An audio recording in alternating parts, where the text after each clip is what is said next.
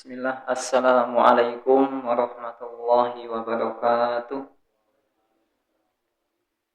Alhamdulillah, alhamdulillahilladzi hadana lihada wa ma kunna linahtadiya laula an hadanallah.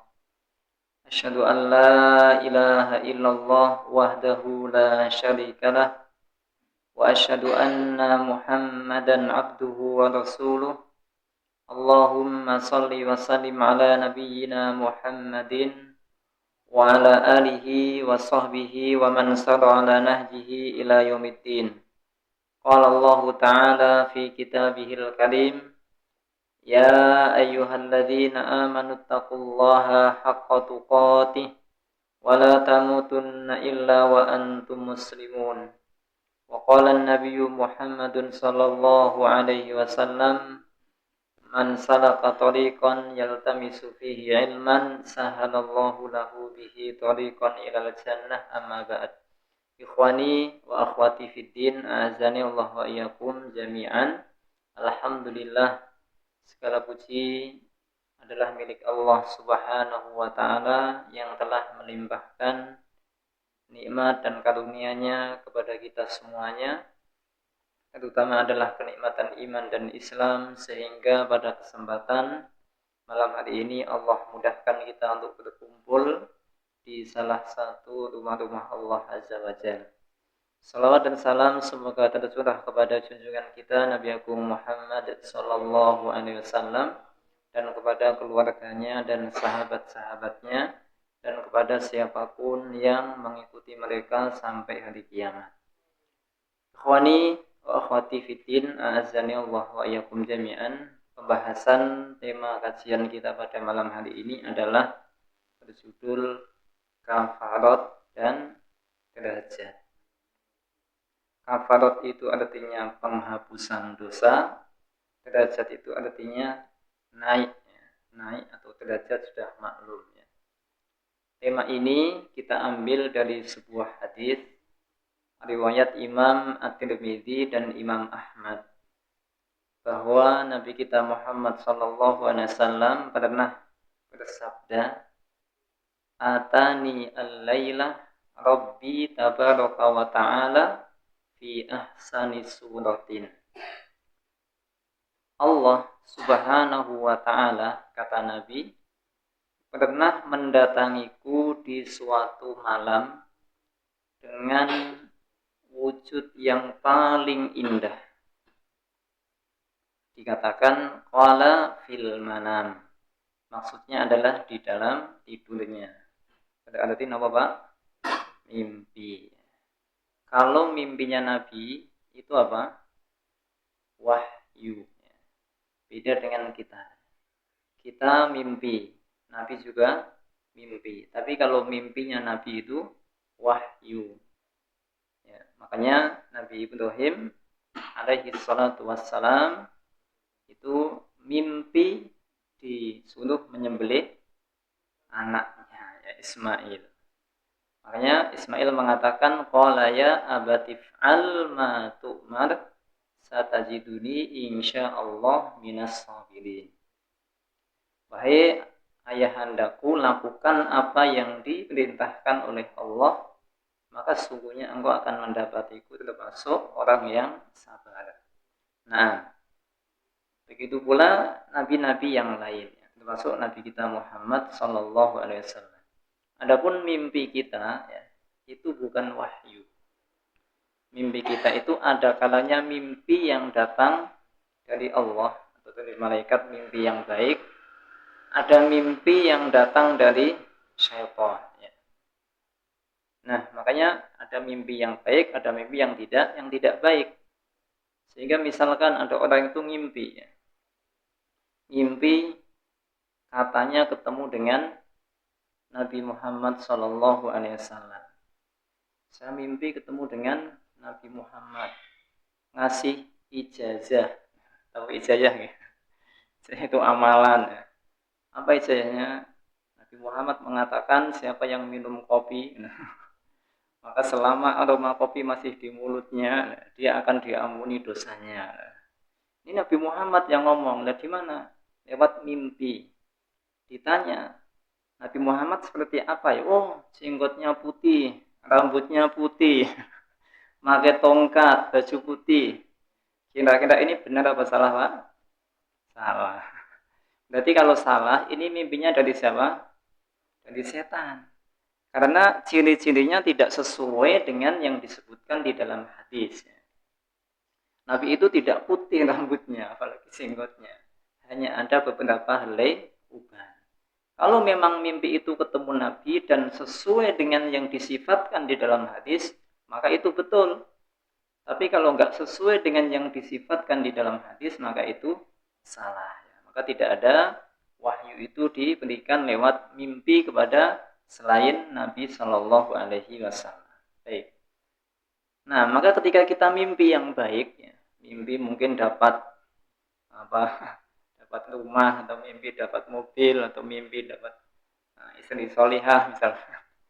Nah, maka kita boleh menceritakan mimpi kita kepada orang yang suka dengan kita. Itu kalau mimpi yang baik.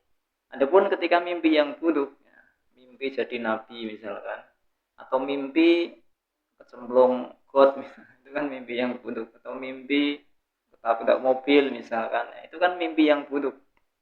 Maka itu dari syaitan, kita cukup meludah ke sebelah kiri 3 kali, meludah kecil ya, dengan membaca ta'awud. Kemudian tidak usah diceritakan kepada siapapun dan tidak usah dianggap. Jadi ketika kita mimpi yang jelek, jangan diramal, Pak, ya. Wah, nanti jangan-jangan tetangga saya ini nggak suka sama saya. Buktinya saya mimpi ini, saya mimpi ini. Nah, ini nggak boleh.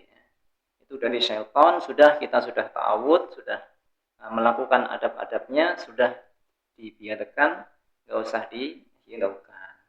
Baik, itu sekilas tentang mimpi. Ya, Nabi itu melihat Allah lewat mimpi, kata beliau. Kemudian Allah itu bertanya kepada Nabi, ya Rasulullah, atadri ma yahtasimu fi ma yahtasimul mala'ul a'la. Wahai Rasulullah atau wahai Muhammad. Allah mengatakan, wahai Muhammad, tahu nggak kamu apa yang sedang dibicarakan, yang sedang diperdebatkan oleh malaikat di langit? Maka Nabi Muhammad mengatakan, lah, tidak tahu ya Allah. Maka kemudian Nabi mengatakan, kemudian Allah meletakkan telapak tangannya di pundakku. Jadi kalau ada bahasa seperti ini, kita itu hanya wajib mengimani, Bapak Ibu. Tidak boleh menanyakan, oh Allah tangannya kayak apa, nggak boleh. Kita mengimani karena Nabi mengabarkan. Tentu sesuai dengan kemahaagungan Allah. Kita tidak boleh menyamakan dengan sifat-sifatnya makhluk. Baik. Kemudian Allah meletakkan kedua tangannya, kata Nabi, sehingga setelah diletakkan kedua tangan Allah di pundak Nabi, Nabi itu mengetahui apa yang ada di langit dan apa yang ada di bumi. Kemudian Allah kembali bertanya, ya Muhammad, atadri ma yahtasimul mala'ul a'la, wahai Muhammad, tahukah kamu apa yang sedang diperbincangkan malaikat di langit?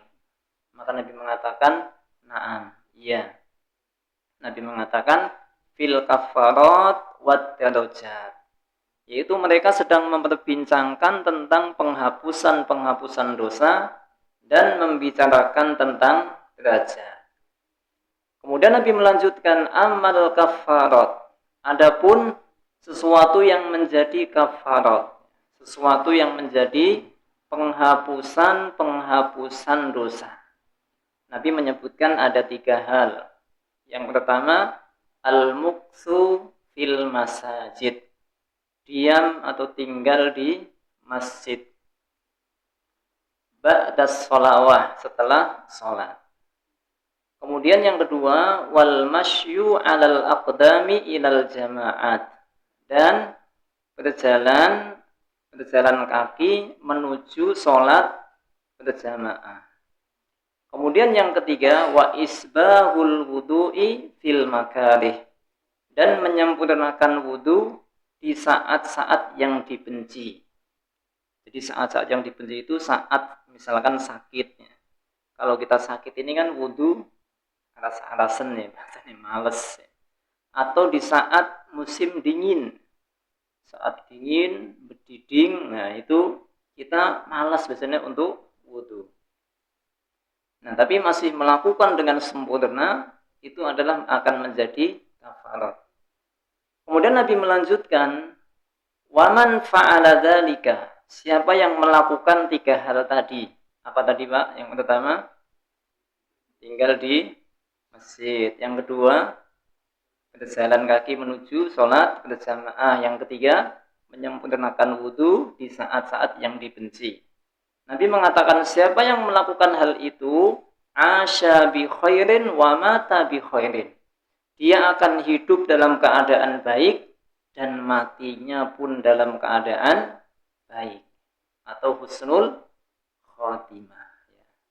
Baik, kita akan bahas satu persatu dulu sebelum kita membahas derajatnya. Yang pertama tadi adalah al-muksu fil masajid. Berdiam di masjid. Berdiam di masjid ini ada kalanya bisa menunggu sholat, atau ada kalanya bisa berzikir setelah sholat, atau ada kalanya bisa i'tikaf. Intinya melakukan ibadah-ibadah di masjid. Itu akan menjadi penghapusan dosa. Sekaligus mendapatkan hikmah-hikmah yang lain. Sekaligus mendapatkan manfaat-manfaat yang lain. Dalam hadis yang lain, riwayat Imam Ahmad disebutkan, jalisul masjid ala salasati khisalin. Orang yang duduk di masjid itu akan mendapatkan 3 keuntungan. Yang pertama adalah akhun mustafadun. Dia akan mendapatkan saudara yang memberikan manfaat. Jadi orang itu kumpul di masjid, biasanya bahasnya sing sae-sae napa sing awan, Pak? Sing sae-sae insyaallah ya.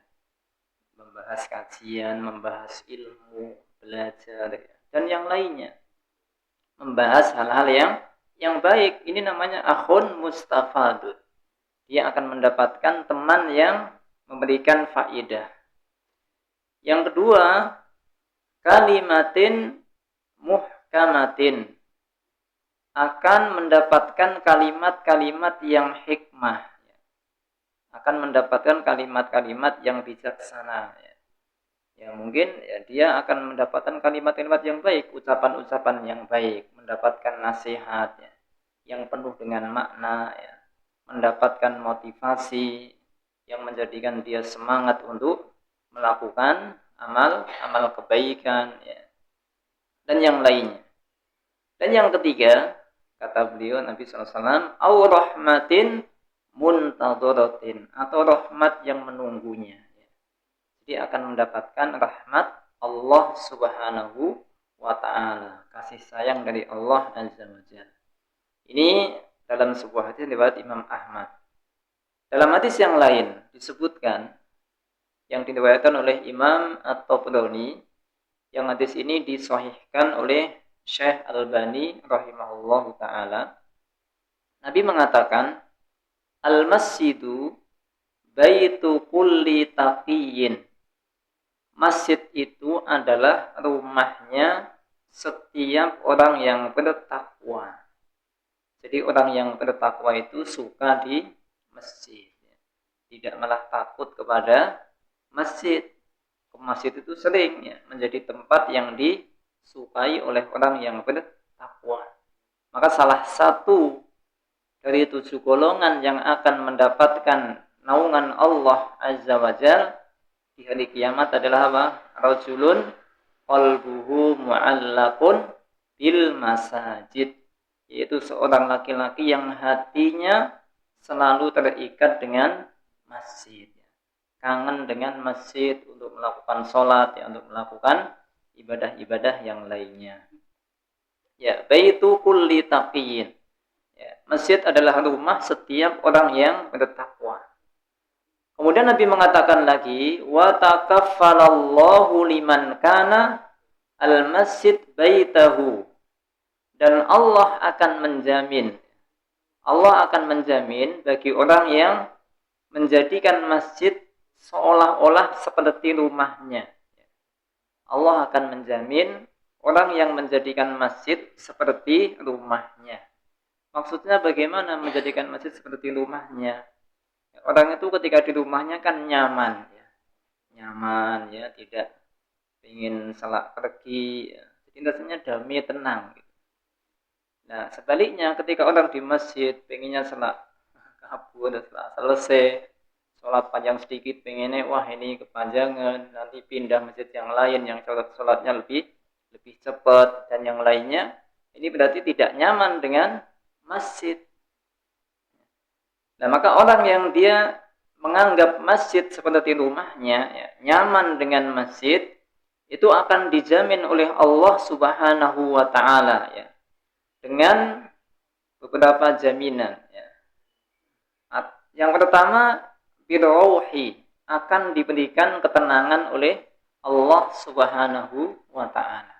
Jadi hidupnya akan tenang. Sudah pasti, ya. Ketenangan itu datangnya dari Allah Subhanahu wa taala, ya. Jadi ketenangan itu letaknya di hati. Maka orang itu tenang apa tidaknya itu di hatinya, ya. Tidak diukur dengan sedikit atau banyaknya harta. Tidak diukur dengan tinggi atau rendahnya jabatan. Tidak diukur dengan sedikit atau banyaknya anak maupun anak buah. Tapi diukur dengan ketakwaannya. Kenapa? Karena yang akan memberikan ketenangan adalah Allah Subhanahu wa ta'ala. Maka siapa yang dia menganggap masjid itu seperti rumahnya, ya, nyaman, tenang di masjid, akan mendapatkan ketenangan dari Allah Azza wa Jalla. Dan yang kedua, dia akan mendapatkan rahmat, kasih sayang dari Allah Subhanahu wa taala, dijauhkan dari murkanya Allah Azza wa Jalla. Dan yang ketiga adalah wal jawaz 'ala sirat ila ridwanillahi ilal jannah. Dia akan dimudahkan oleh Allah untuk melewati as-sirat, ya, jembatan yang dibentangkan oleh Allah di atas jahanam. Ini Masya Allah, ya, manfaat dari orang yang dia suka di masjid, yang sering-sering tinggal di masjid. Maksudnya untuk melakukan ibadah. Dan ini merupakan hal yang berat. Tidak mesti orang yang rumahnya di depan masjid atau samping masjid itu bisa melazimi sholat berjamaah. Malah sebaliknya, kadang-kadang orang yang rumahnya jauh dari masjid itu mudah untuk sholat berjamaah. Memang berat, ya, perjalanan menuju ke masjid. Maka kita minta taufik, pertolongan kepada Allah Azza wa Jalla. Baik, yang kedua tadi adalah perjalanan menuju sholat berjamaah. Ini juga sama tadi disebutkan sebagai penghapus dosa. Sebagai penghapusan dosa atau kafarat. Dalam sebuah hadis riwayat Imam Tirmidzi, Nabi SAW mengatakan, ala adullukum ala ma yamhullahu bihil khotoya. Wahai sahabatku, maukah aku tunjukkan kepada kalian atas sesuatu yang bisa menghapuskan kesalahan-kesalahan. Wa yarfa'u bihi darajat, dan yang bisa mengangkat derajat. Mereka mengatakan, menjawab, qalu bala ya Rasulullah, tentu wahai Rasul. Maka Nabi pun mengatakan, isbahul wudu'i al makarih wa kasratul khuta ilal masajid wantidharis salati ba'das salati fadalikumur ribat. Nabi mengatakan, yang bisa menghapuskan dosa dan mengangkat derajat adalah menyempurnakan wudu pertama atas keadaan yang dibenci. Yang kedua adalah wa kasratul khuta ilal masajid, memperbanyak langkah menuju ke masjidnya. Memperbanyak langkah menuju ke masjidnya. Maka kita dibolehkan, Pak, ya, untuk ketika mas jalan ke masjid, langkah kita pendek kan, ya. Misalkan Pak Sus dari rumah sampai sini berapa langkah, Pak? 100 langkah misalkan, ya. Dibuat 200 langkah, boleh. Enggak apa-apa. pahalanya sama, setiap satu langkah dapat 1 derajat dan diampuni apa? 1 langkah diampuni kesalahannya. Maka dalam hadis yang lain Nabi mengatakan silahkan kau panjangkan atau pendekkan langkah. Artinya sama pahalanya, entah dipanjangkan atau dipendekkan. Bahkan sebagian ulama dahulu itu sering memendekkan langkah, ya, melakukan imit-imit, ya, untuk memperbanyak pahala. Ya. Dan memang mereka bersemangat dengan ibadah kepada Allah Azza wa Jalla. Nah, ya, itu akan menjadi penghapus dosa dan sekaligus meninggikan derajat. Ya, isbahul wudu, ya. Wa kasratul khuta ilal masajid wa intidharus shalah ba'da shalah, ya. Dan menunggu salat setelah salat, maka itu merupakan ribat. Ribat itu seperti orang yang dia berjaga, ya, di perbatasan negerinya, ya, menjaga dari musuh. Nah, ini kan pahalanya besar, ya. Ini orang yang berjalan menuju ke masjid, di samping dihapuskan dosanya oleh Allah Azza wa Jalla, itu juga mendapat pahala seperti orang yang berjaga fi sabilillah. Baik, kemudian dalam hadis yang lain juga disebutkan, riwayat Imam Tirmidzi, Nabi mengatakan, basyiril masya'ina fid dzulami ilal masajid bin nurit tammi yaumal qiyamah. Berilah kabar gembira. Nabi mengatakan, berilah kabar gembira bagi orang yang dia berjalan kaki di waktu yang gelap untuk menuju ke masjid. Berarti kapan ini? Subuh, kemudian maghrib dan isya, kan gelap. Berilah kabar gembira dengan orang yang berjalan kaki menuju masjid di waktu yang gelap dengan cahaya yang sempurna di hari kiamat. Jadi yang membedakan, ya, orang yang baik dengan orang yang jelek di hari kiamat itu cahaya. Cahayanya seperti apa? Maka suatu saat Nabi pernah mengatakan, ya, nah, aku rindu dengan saudara-saudaraku. Maka sahabat pun mengatakan, nah, bukankah kami ini saudaramu wahai Rasul? Nabi mengatakan, kalian sahabatku. Lalu siapa saudaramu wahai Rasul? Saudaraku adalah umatku yang hidup di akhir zaman atau yang hidup setelahku. Maka kemudian sahabat tanya, wahai Rasulullah, lalu bagaimana engkau mengenali saudara-saudaramu sedangkan engkau tidak ketemu mereka? Maka Nabi pun menggambarkan perumpamaan, jika ada sekelompok kuda atau keledai yang semuanya hitam, tapi ada keledai yang kepalanya putih, kira-kira kelihatan enggak? Maka sahabat menjawab, ya tentu kelihatan, yang lain hitam, ini putih sendiri. Maka Nabi mengatakan, itulah umatku, ya. Jadi mereka akan bersinar, akan ada cahaya putih dengan sebab bekas-bekas wudunya. Jadi yang dibasuh saat wudu, mukanya, tangannya, kakinya, kepalanya, ya, itu akan ada cahaya putih, ya, yang bersinar, yang itu sebagai tanda umat Nabi Muhammad Sallallahu Alaihi Wasallam. Maka orang yang membiasakan berjalan menuju masjid, terutama di saat gelap, itu akan mendapatkan cahaya yang sempurna di hari kiamat. Nah, ya, itu 3 hal yang berkaitan tentang derajat, ya. 3 hal yang berkaitan tentang penghapusan dosa. Itu yang kedua, ya. Yang ketiga sekarang, ya. Yang ketiga adalah menyempurnakan wudu dalam kondisi yang dibenci. Nah, jadi menjaga wudu itu sangatlah susah, ya. Menjaga wudu sangatlah sulit, ya. Nah, ya. Bahwasanya apalagi terutama di waktu-waktu yang tadi, waktu yang dingin, ya, waktu sedang kita sakit, ya, maka susah ini untuk menjaga wudu.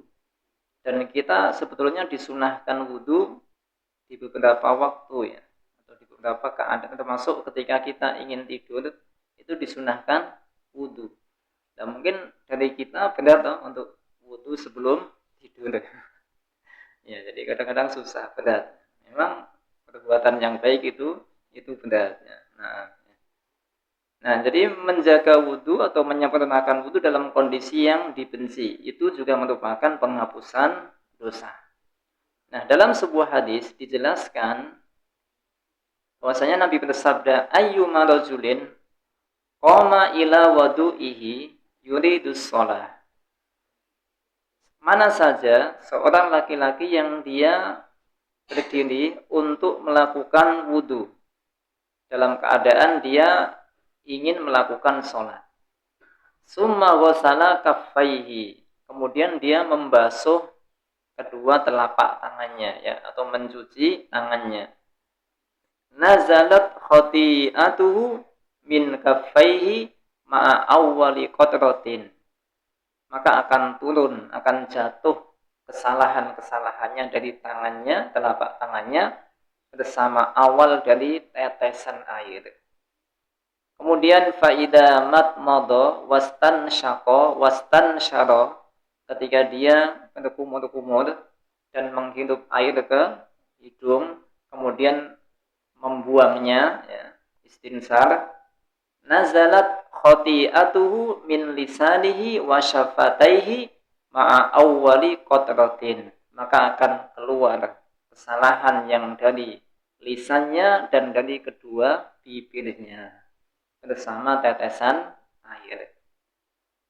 Fa'idha ghassala wajhahu, ketika telah membasuh wajahnya, nazalat khati'atuhu min sam'ihi wa basarihi ma'a awwali qatratin. Maka akan keluar atau turun, ya, perkumpulan dosanya, kesalahannya dari sam'ihi, dari pendengarannya, wa basarihi, dan dari matanya bersama tetesan air. Fa idza ghassala yadayhi, ketika membasuh kedua tangannya, ilal mirfaqaini, sampai kedua sikunya, wa rijlaihi, dan membasuh kakinya, ilal ka'baini, sampai mata kaki, salima min kulli danbin, maka dia akan selamat dari segala dosa. Walahu wa min kulli khati'atin kahayati yauma waladathu ummuhu, maka dia itu tentang kesalahannya seperti orang yang dilahirkan dari perut ibunya, alias dosanya bersih. Nah, ya, itu adalah tentang penghapusan dosa. 3 hal yang menjadi penghapus dosa. Kemudian kita lanjutkan.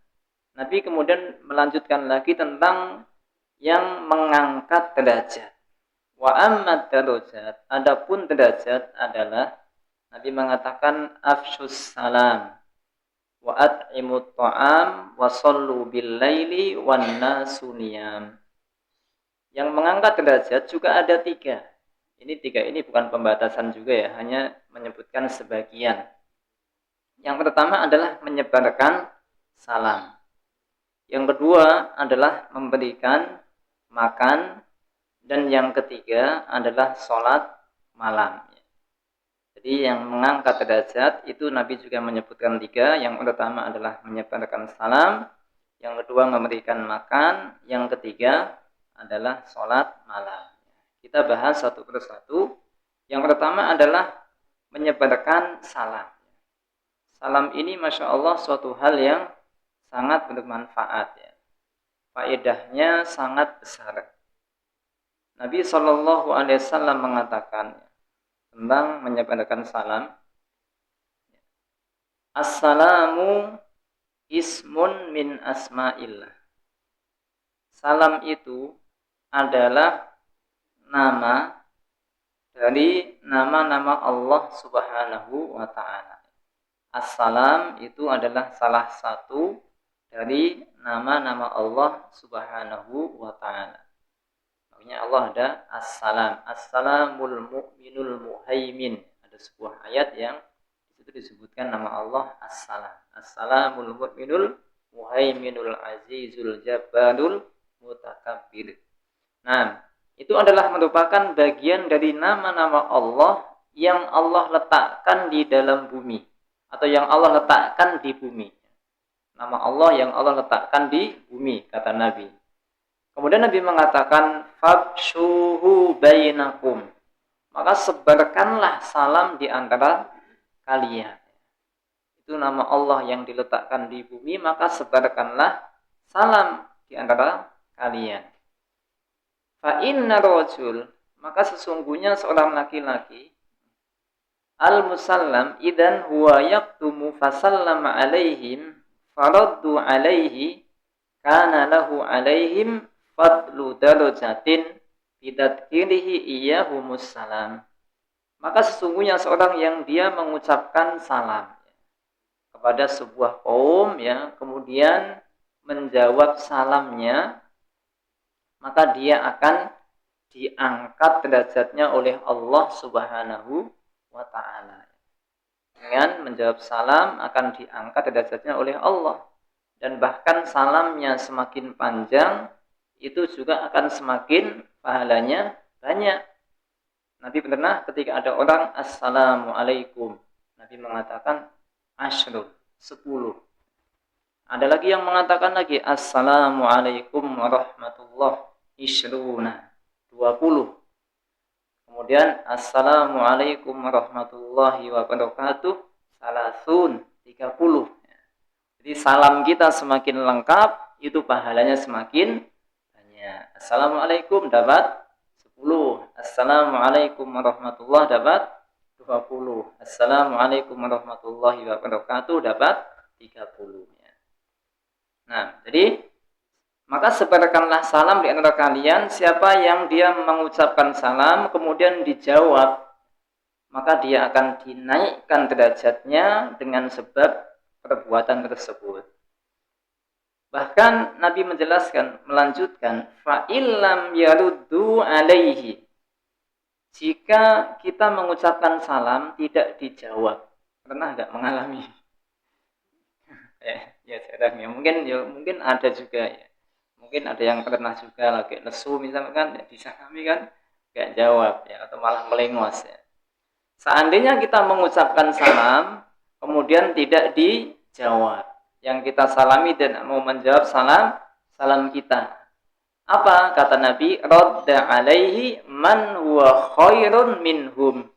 Maka tenang ya, akan dijawab oleh orang yang lebih baik dari mereka. Ada kalanya yang menjawab adalah Nabi, atau ada kalanya yang menjawab adalah malaikat. Dan tentu lebih baik dari orang-orang yang kita salam, mereka tidak mau menjawabnya. Jadi Masya Allah, berarti salam itu untung ya. Jadi kita mengucapkan salam, dijawab untung, enggak dijawab juga untung. Makanya salam itu bahkan ya, Nabi memerintahkan kepada orang yang dikenal. Kemudian orang yang tidak dikenal ya, itu diperintahkan untuk mengucapkan salam. Bahkan ketika kita masuk rumah tidak ada orang, itu juga diperintahkan untuk mengucapkan salam. Cuma salamnya apa? Beda ya, tidak sama dengan salam ketika ada orang. Assalamualaikum atau assalamu alaina wa ala ibadillahis shalihin. Keselamatan adalah atas kita dan atas hamba-hamba Allah yang salih. Itu ketika di rumah kita enggak ada orang. Nanti kalau ada yang jawab waalaikumsalam, ya enggak apa-apa. Itu berarti hamba Allah yang salih. Kan kita assalamu alaina wa ala ibadillahis shalihin. Keselamatan adalah atas kita dan atas hamba-hamba Allah yang salih. Ya, maka tenang. Ketika kita salam tidak dijawab, ya maka ada orang yang lebih mulia dari mereka sudah menjawab salam kita. Sehingga ada sebagian sahabat itu ya, kalau ana lupa, kalau enggak Ibnu Umar ya Ibnu Abbas itu, jadi beliau punya kebiasaan jalan-jalan di pasar. Enggak ingin belanja enggak. Tapi ngapain? Mereka jalan-jalan ke pasar cuma untuk mengucapkan salam. Jadi ketemu orang, assalamualaikum, orang assalamualaikum. Karena mereka tahu fadilahnya mengucapkan salam. Thayyib, dan masih banyak lagi hadis yang lain. Kemudian yang kedua adalah memberikan makan, yang akan menjadikan kita diangkat derajatnya oleh Allah adalah memberikan makan. Ya. Jadi bisa juga memberikan makan kepada teman, bisa memberikan makan kepada orang miskin, bisa memberikan makan kepada anak yatim, ya. Bisa memberikan makan kepada orang kaya juga boleh, yang ngasih hadiah. Ya. Bahasa sekarangnya traktir, nah itu juga termasuk ya. Nah, jadi ini pahalanya besar ya. Di samping akan menjadikan kecintaan Allah, itu juga akan menjadikan kecintaan makhluk. Kalau kita sering jajake, sering kasih makan, itu ya teman-teman kita seneng ya. Makanya kalau istilah orang Jawa apa? Paket mangkok luwih kuat tinimbang paket tembok. Itu sah. Paket mangkok luwih kuat tinimbang paket tembok. Jadi dinding mangkok artinya kita ngasih makanan pakai mangkok atau pakai piring itu lebih kuat daripada apa? Tembok. Kita misalkan ada orang rumahnya gedek istilahnya, rumahnya gedek yang pokoknya reot lah. Tapi orangnya dermawan, suka ngasih. Kira-kira banyak yang melindungi ya, banyak yang membela. Seandainya dia pas rumahnya kosong, ditinggal pergi, ada pencuri, rumahnya mungkin ada tetangganya lihat pasti wah dibela. Ada pakaian dijemur kemudian hujan pasti diintaske. Tapi kalau ada orang rumahnya tembok pada gerbangnya besar tapi pelit bakhil misalnya. Kira-kira kalau dia ada apa-apa temannya tetangganya suka bantu nggak mau boleh. Biarin lah orangnya pelit, orangnya bakhil. Nah ini menunjukkan bahwasanya memberi makanan itu akan menjadikan sebab dicintai manusia dan juga dicintai oleh Allah Subhanahu wa taala. Allah berfirman dalam surat Al-Insan ayat yang ke-8 dan 9 ya. Wa yut'imuna at'am ala hubbihi miskinan wa yatiman wa asira. Dan mereka orang-orang yang Allah sebutkan orang yang baik itu di antara sifatnya adalah memberikan makan kepada orang miskin dan kepada anak yatim dan kepada orang-orang yang ditawan. Innama nut'imukum liwajhillah la nuridu minkum jazaan wala syukura. Hanyalah mereka ketika memberikan makan itu mengharapkan wajah Allah, tidak mengharapkan balasan, tidak mengharapkan terima kasih. Nah, karena mereka mengharapkan pahala dari Allah Subhanahu wa taala. Makanya kita dianjurkan ketika kita mendapatkan pemberian makan dari orang lain, dapat sedekahan makanan ya. Nabi menganjurkan, mengajari kita untuk mendoakan Allahumma at'im man at'amana wasqi man saqana. Ya Allah, berilah makan kepada orang yang memberi makan kepada kita dan berilah minum kepada orang yang memberi minum kepada kita. Dan dalam hadis yang lain Nabi mengatakan, barang siapa yang dia memberikan makan kepada seorang muslim, satu orang muslim, maka Allah akan memberikan makanan buah dari surga.